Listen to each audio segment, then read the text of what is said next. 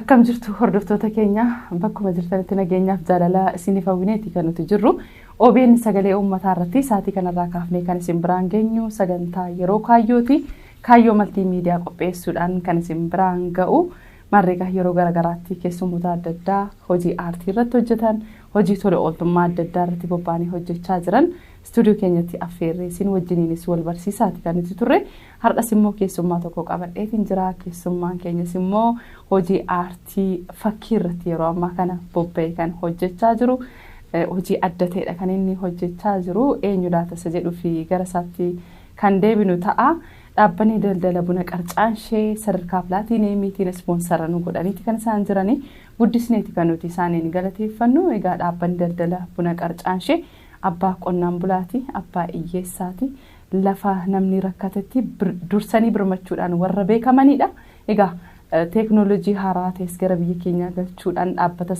jalqabaati buna sadarkaa isaa eeggate buna qulqulluu gara biyya alaatti erguudhaan akkasumas immoo maqaa biyyaa ol kaasuudhaan egaa waggoota 5 darbaniif jechuudha walitti aansuudhaan kan baranas dabalatee jechuudha sadarkaa tokkoffaa akka biyyaatti argataniiti kan isaan jiranii guddisneeti kan nuti isaaniin galateeffannu warreen kaanis immoo bilbiltanii barreessitanii yaada qabdan nu biraan ga'uu ni dandeessu oomishaaf tajaajila keessan illee beeksifachuudhaaf nu wajjiniin wal arguu ni dandeessu isiniin jenna marreegaa dhaabbanni keenyas kaayyoo maltiimiidiyaan hojiiwwan beeksisaa dookumentarii akkasumas immoo sagantaawwan eevantii gurguddaa ni hojjenna egaa ammana yoon isiniin jedhee egaa ergaa dhaabbata daldala buna qarcaanshee hordofne keessummaa keenya wajjiniin kan walitti deebinu ta'a qophii kana beeksisaa kan isin wajjiniin turu ani Nasraa Shariifi gama ogummaa kaameraatiin akkasumas immoo suur-sagalee gulaaluudhaan immoo kan nu wajjiniin turtii taasisu Yilqaala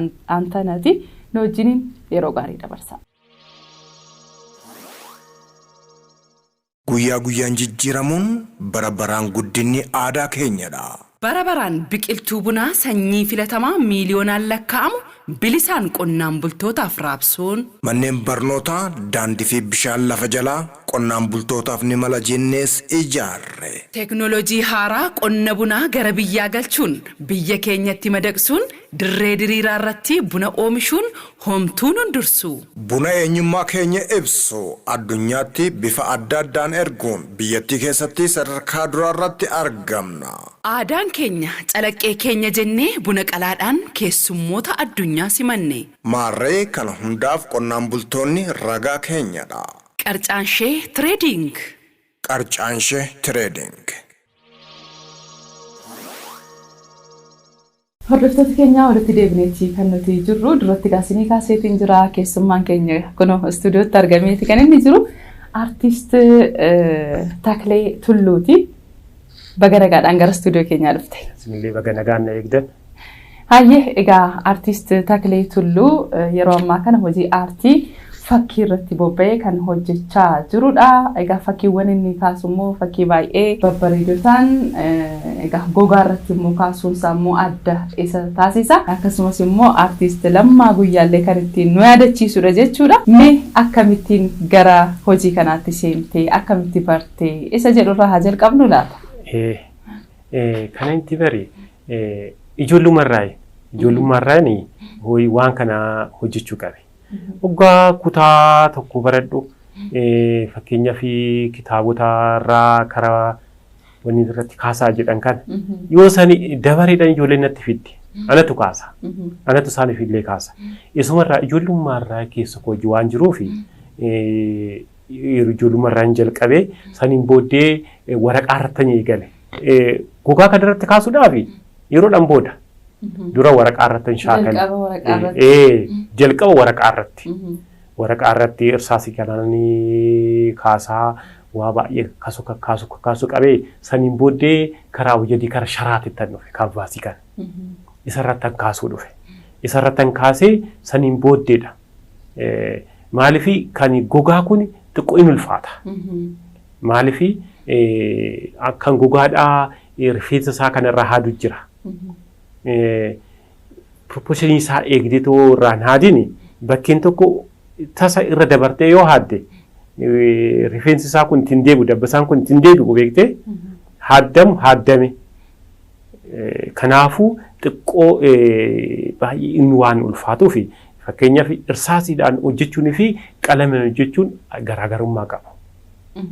Egaa amma namoonni fakkiiwwan garaagaraa irrattidha kan isaan kaasan mitiiree waraqaa irratti ni kaasu, dubboo yookaan girgiddaa mana irratti ni kaasu, wantoota adda addaa irratti kaasaati kan isaan jiran jechuudha. Ati immoo gogaa irrattidha kan ati kaastu. Akkuma amma jette egaa gogaa aaduunis jira. Gogaan sun rifeensuma isaatii wajjin ituu jiru immoo irratti hojjechuun jira. Mee isa kamtu ulfaataadha? Kan ulfaatu kan gogaati. Maaliifii fakkeenyaaf akka duratti agarsiise kan abbaa gadaan jira miti. Kan abbaa gadaa areeda isaa kana nyaara isaa kana isuma dabbasaa sana itti hambise. Iddoon tasalli iddoon haadee iddoo san bakka tasalli haadee hin deebi'u bakka isaatti hin deebi'u qalamaan inni jedha malee deebi'u hin ta'u. Kanaafuu of eeggannoo guddaadhaan hojjetama.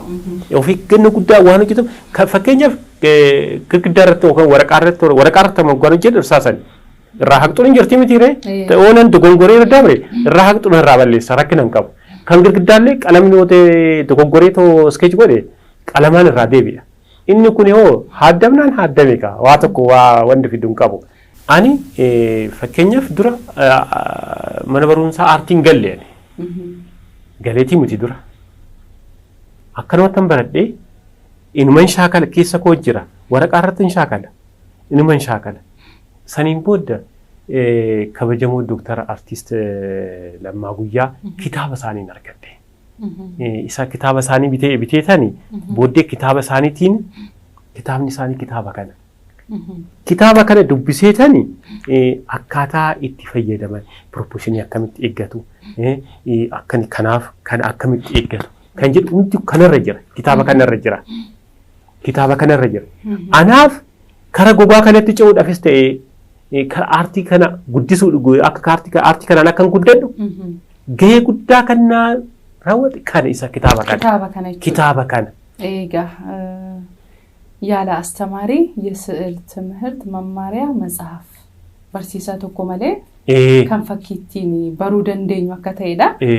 Saalii Shambal Lammaa Guyyaadhaas biyyoon itti salphatuuti. Isaan waan guddaadha kan isaanii hojjechaa turan keessattuu suuraa kana gogaa irratti kaasuudhaan baay'ee akka biyya keenyaatti nama beekamanidha. Ati kanarraati sirriitti kanatti qo'achaa dhuftee kuni ka'umsa sii ta'eera jechuudha. Ka'umsa naa ta'e isaanillee suuraa isaanii bakka bakkatti nan arga. Baay'een isaan dinqisiifadha. Bakka sanumaan booddee karaa suuraa kanatti kaasu amma garuu kitaabni kun gabaarra iyyuu hin jiru. Kitaabni kun kitaaba guddaadha. Kitaaba guddaadha. Iddoo asumaanillee maatiin isaanii irra deebi'anii ituu maxxansiisanii too raabsanii ijoollee baay'ee baha. Namooti baay'ee baha. Anaa fi ka'umsa kanaa ta'e kana achiillee baanan gara gogaa kanattillee kan akkan harkifadhee tokko gara gogaa kanan seenu gaafa isaaniiti. Egaa hordoftoonni keenya hordofaatii jiranii akkasumas immoo maatiin Artiist Lammaa Guyyaa tariitii sagantaa kanas ilaaluu danda'u. Kitaabni kun egaa akkuma amma ilaalaa jirtan kun yaala astamaarii የስዕል ትምህርት መማሪያ መጽሐፍ kan isaan barreessanii maxxansiisanii bara sanatti kan gurguramaa turedha. Yeroo sana gatiin isaallee birrii 15 hadda 500 nutu argame gaariidha.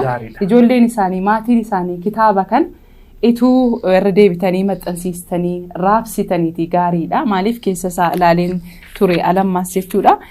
Akkaataa kamiin suuraa kaasuu akka dandeenyu sirriitti kan barsiisee lafa kaa'ee jirudha jechuudha. Namni kana sirriitti qo'atee fedha fakkii kaasuu qabu. Fakkii kaasuun isan dhibu jechuudha. Kitaabni kun lafa kaa'eeti kan inni jiru jechuudha. Egaa dhaamsa kanadha kan nuti isaaniif dhaamnu.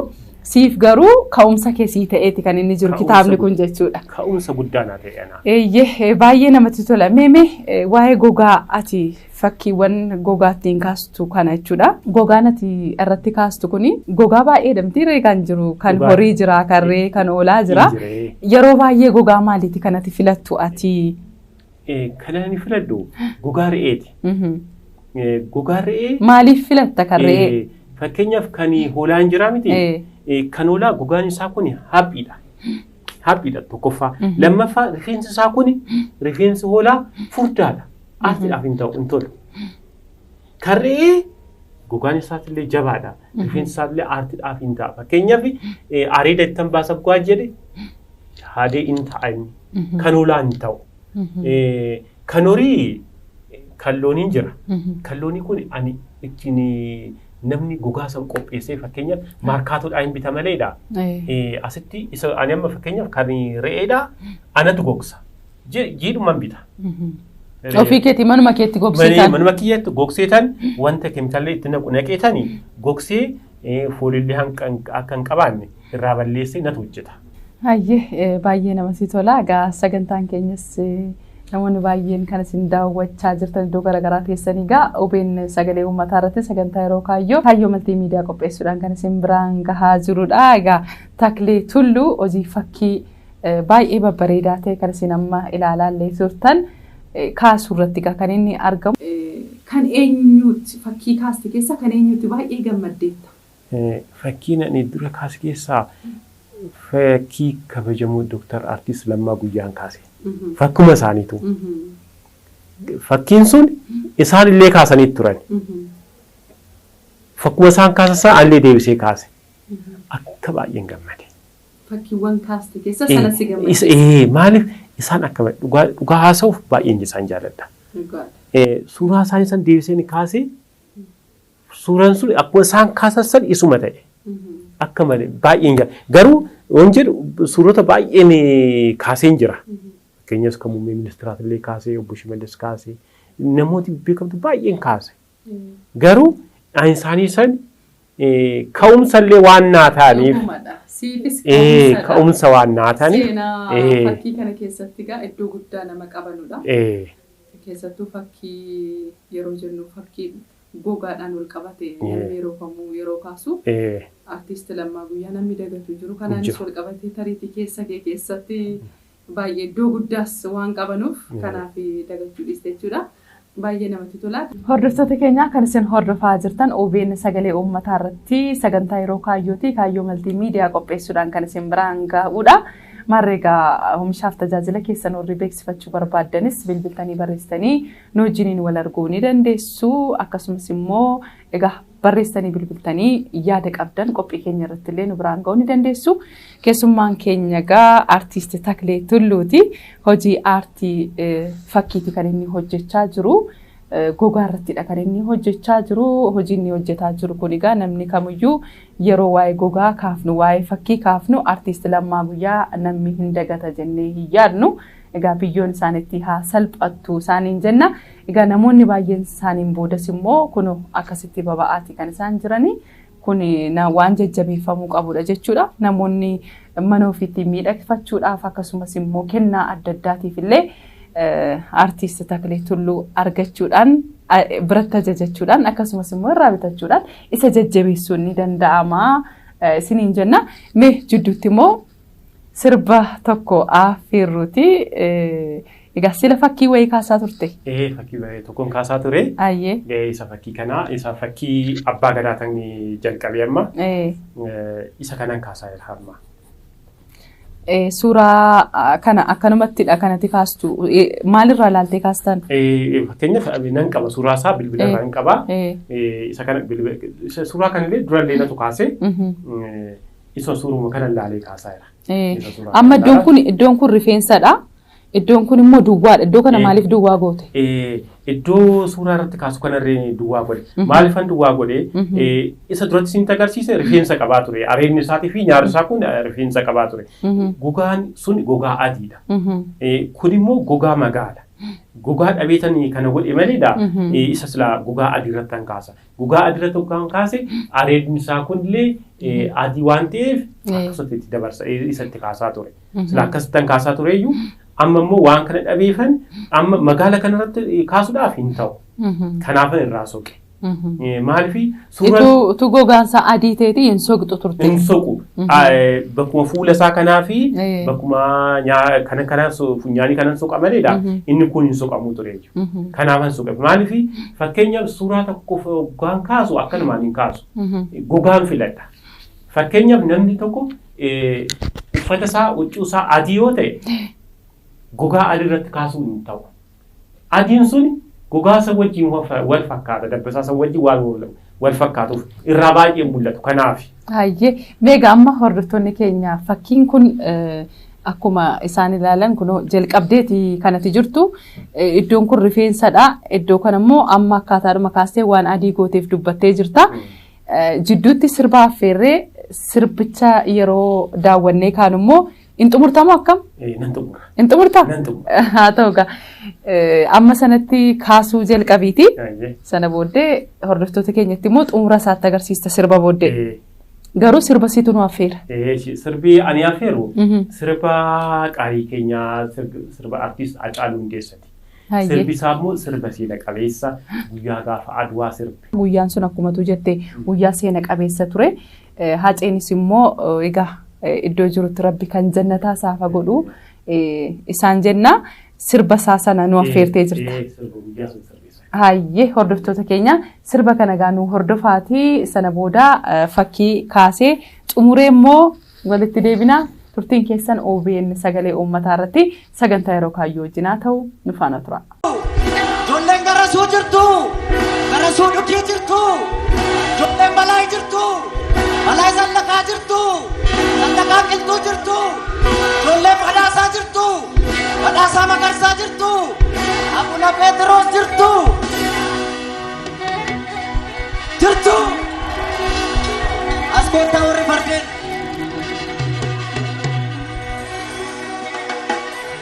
jirtu jirtu ijoolleen abdiisaa jirtu abdiisaa aagaa jirtu ijoolleen balaa jirtu ijoolleen gabayyoo jirtu ijoolleen baalchaa jirtu eessa jirtu finfinnee biyya abbaa keenyaa jirra jedhaa eessa jirtu shaggar jirra jedhaa eessa jirtu shaggar jirra jedhaa eessa jirtu biyya tufaa munaa jirra jedhaa eessa jirtu biyya dhoobee tufaa jirra jedhaa eessa jirtu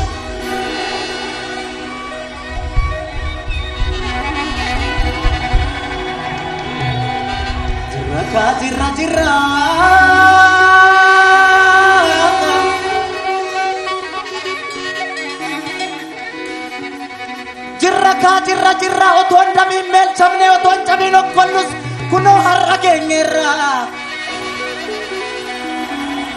kunoo har'a geenyeerra seenaa afaan saaqneerra kunoo har'a geenyeerra seenaa afaan saaqneerra kara deemtuun hin waccii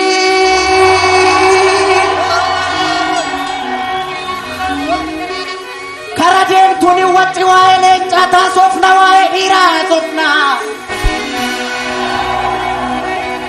waa'ee gootaa haasofna oolmaa gootaa haasofna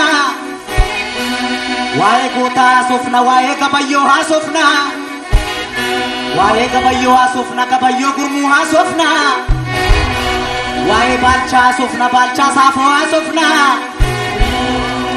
waa'ee balaa haasofna balaa zallaqaa haasofna waa'ee garasuu haasofna garasuu dhukii haasofna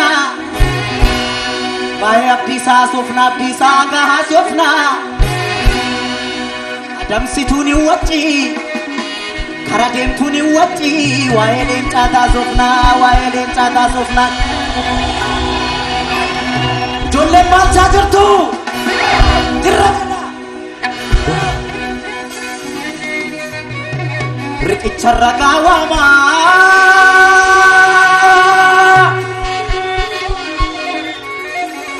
riqicha ragaa waamaa riqicha Adwaa guddaa isa Finfinnee jiru namni yoo seenaa dabses lafti seenaan jijjiiru eenyu akka sarracee xaaliyaanii hunkuree eenyu paastaan goboome akka biyya gurguree eenyu akka sarracee xaaliyaanii hunkuree eenyu buuphaan goboome eenyu paastaan goboome akka biyya gurguree eenyu akka sarracee akka Adwaa dhaqee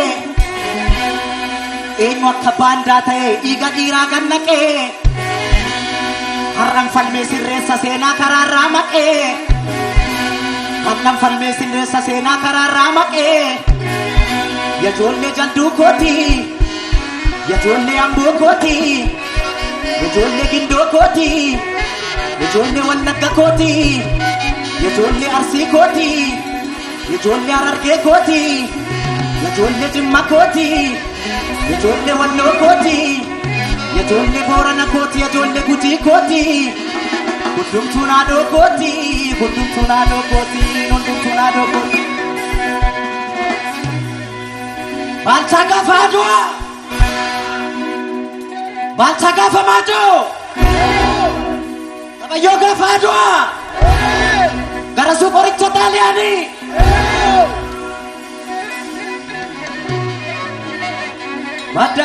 Madaaloo minurrumaa Kaangeniin naltu Hudalte jedhanii Kan jiruuf barri darbee Kan du'eetta duuniite jedhanii Seenaa ofii himannu malee Mormi nuun mi'uu hin du'e malee Maaloo maaloo maaloo Maaloo maaloo maaloo maaloo maaloo maaloo maaloo maaloo maaloo maaloo Bolo bolo bolo bolo bolo bolo bolo Tadee yaabachaa koomate biyyoo galabaa miti walirraa taratee Maaloo maaloo maaloo odi maaloo maaloo maaloo maaloo maaloo Geeshee geeshee geeshee geeshee geeshee geeshee geeshee geeshee geeshee lattuu seenaan duute baddu yaabachaa koo dhaloonni si faarsa jedha Maaloo maaloo maaloo loo maaloo loo maaloo loo maaloo loo maaloo loo maaloo loo maaloo loo maaloo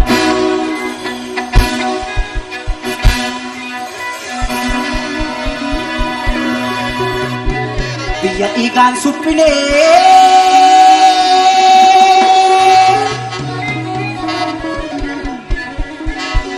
Biyya dhiigaan suphine biyya lafeen ijaarre kanaaf tichinee lolla akka diinni nu nyaarre Garasuuya ilma dhuki ilma walee walisoo Garasuuya ilma dhuki ilma walee walisoo Yenga bashiraan seensa sittan ba'e anisoo Garasuuya ilma dhuki ilma walee walisoo Garasuuya ilma dhuki ilma walee walisoo Sodaa eenyurraan dheensa sittan ba'e anisoo Sodaa eenyurraan dheensa sittan ba'e anisoo Balaa zallaqaan kaasa balaa zallaqaan kaasa dhiira roorroon sarmine balaa zallaqaan kaasa Dhiira riinaan sarmine balaa zallaqaan kaasa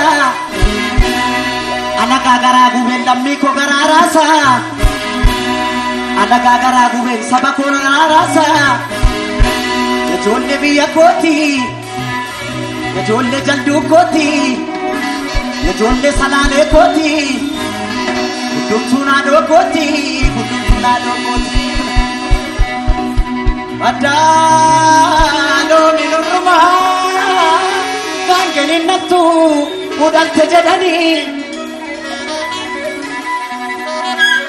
Kan jiruuf barri darbee Kan du'eetta duuniite jedhanii Seenaa keenya himannu malee Ormi nuun himuu hin du'a malee Maaloo maaloo maaloo maaloo maaloo loo maaloo loo maaloo loo maaloo loo maaloo loo maaloo loo maaloo loo maaloo Bolo bolo bolo bolo bolo bolo bolo Tadee garasuu koomate biyyoo galabaa miti walirraa tarate Maaloo maaloo maaloo loo maaloo loo maaloo Geeshee geeshee geeshee geeshee geeshee geeshee geeshee lattuu seenaan duute baddu garasuu koo dhaloonni si faarsa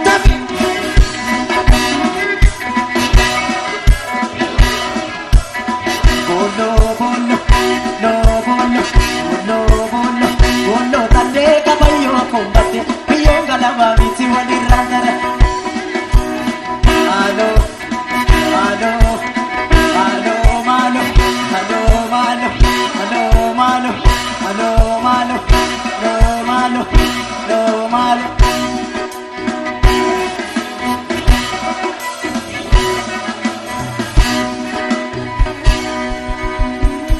ijoolleen abdiisaa jirtu abdiisaa hagaa jirtu ka'een baalchaa koo faarsaa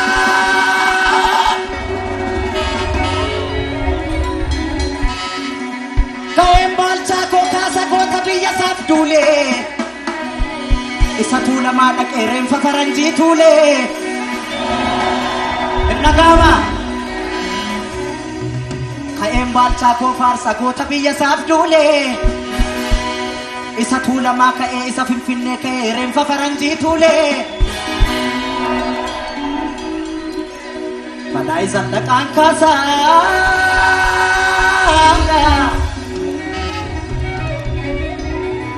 ka'een abdiisaa kaasaa abdiisaa hagaa koo kaasaa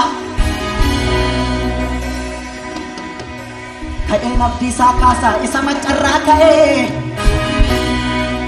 ka'een abdiisaa kaasaa isa wallaggaa ka'ee isa maccarraa ka'ee diina biyya weerarte haleelee bakkaan ga'ee diina biyya weerarte haleelee bakkaan ga'ee gaafa faranjiin qabdeessuuf taanaan jalaa ba'ee maaliif anfaarsuu dida qooda isaa tadda ta'ee baddaaloo minurrumaa kan kenninattu latte jedhanii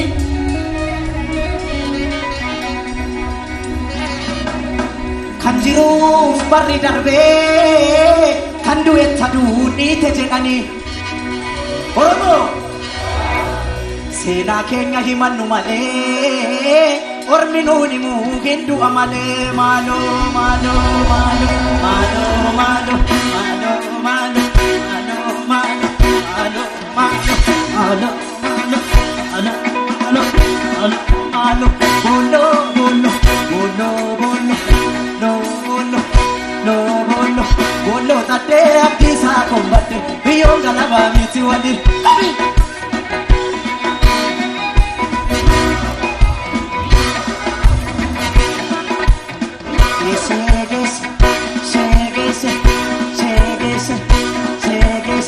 Dese attu senan dute bat abdiisaa koo dhaloonni si faarse kabika